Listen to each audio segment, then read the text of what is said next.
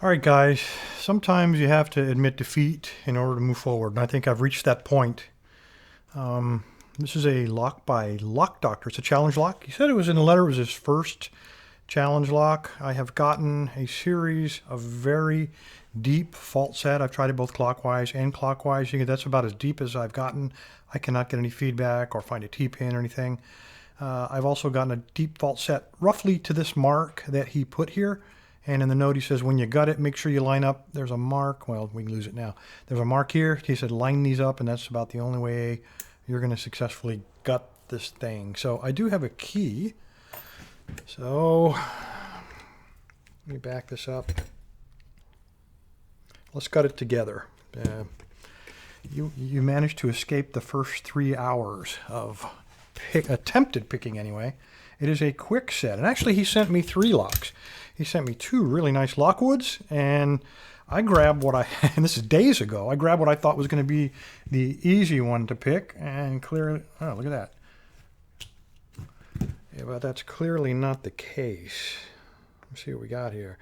Okay, we got a nice deep cut here all the way down to the ridge line. That's a little bit bounce back, and as I'm looking at this, I notice there's an extra bit right there. I don't know if that's a mistake in the key manufacturer. And it looks like there's another one right there. Something like you'd find on the D12. I don't know if that's the real pin or if that's just when he was filing the key. Anyway, let's find out. Let's go ahead and take this dude apart. Let's first make sure the key, wouldn't it be a hell if the key didn't work? Okay, it does work. Yeah, that would be really irritating, but it does work. So if you can turn it with a key, you can certainly pick it. Let's find out what we got in here. I'm really curious, especially those awesome deep fault sets. Give me that key back. What are you doing throwing that thing over there? Okay, I'm going to try to listen to him. I'm going to line it up with that line that he was talking about. Right there. Let's first pop off that tail clip.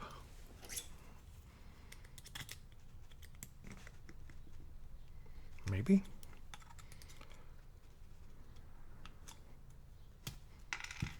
Okay, make sure that's lined up perfect.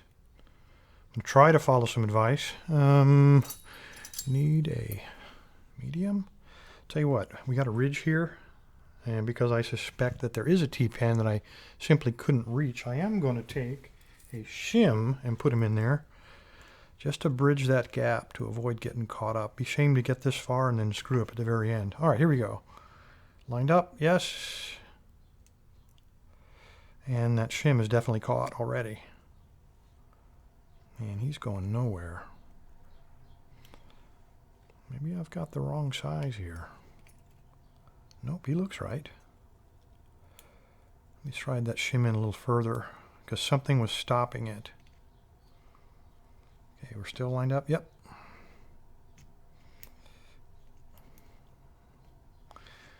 All right. We have seen technology like this before. These are normal cutouts, and that's probably why he told me to rotate it to the exact angle to avoid pins falling down in those grooves.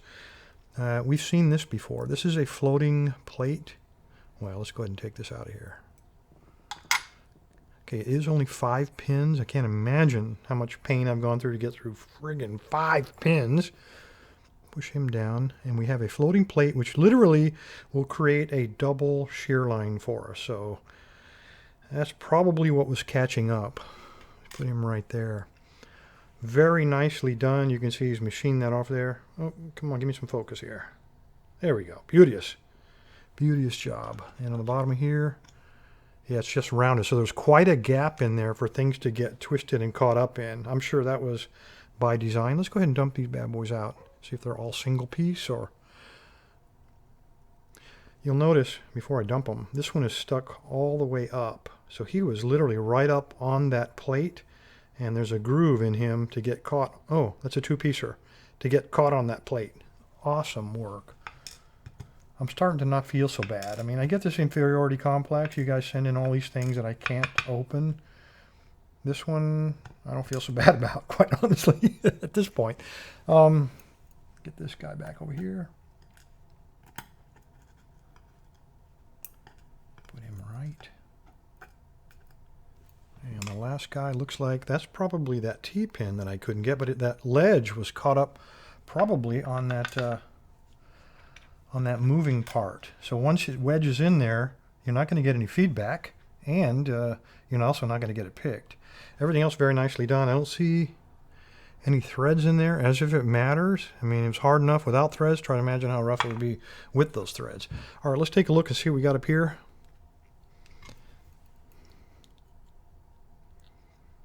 Okay, homemade. It looks like it might be actually a T-pin. Nope. I thought it was going to be a moving pin, but that one looks like it's just machined again, designed to catch that shear line on that little plate. Beautiful work. Just beautiful.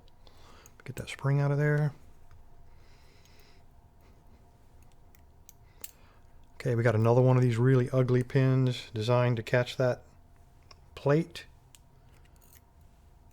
Got a different spring in there for different tension.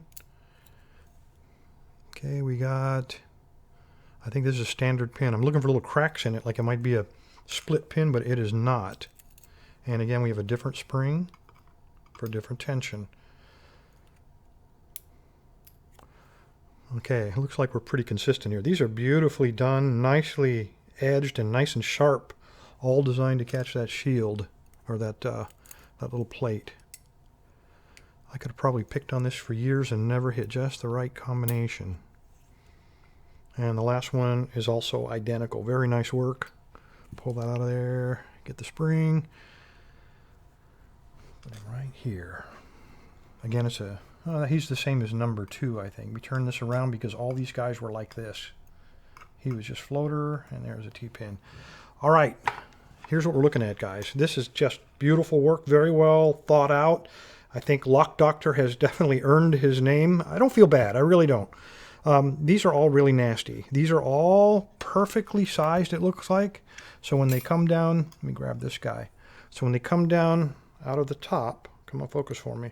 If you let him get down inside of there, then you apply pressure, he's designed to snag up. And once he's up there, and this is what I experienced, once one or more of these is caught like that, you can put all the tension you want on him. Whoop, I just dropped him on the floor, but you know what he looked like. All the tension you want is not going to make a bit of difference. Likewise, when this little guy comes up, again in the last position, but when you're putting tension on him and he gets up there and gets caught like that, offset, that's the perfect design. There's no way you're going to overcome that. Not going to get any feedback, and as long as you got tension on him, you're not going to be pushing him past that very sharp edge. You got to get it perfect the first time, get him past that shear line before you actually start picking him, and I don't know how to do that. So anyway, guys, there you go. The Lok Doktor's whipped by Lok Doktor. That's all I can say. I could have picked on this for a very long time, and I probably never would have got it. Thanks, guys. Stay safe, stay legal. Lok Doktor, man, you earned your name.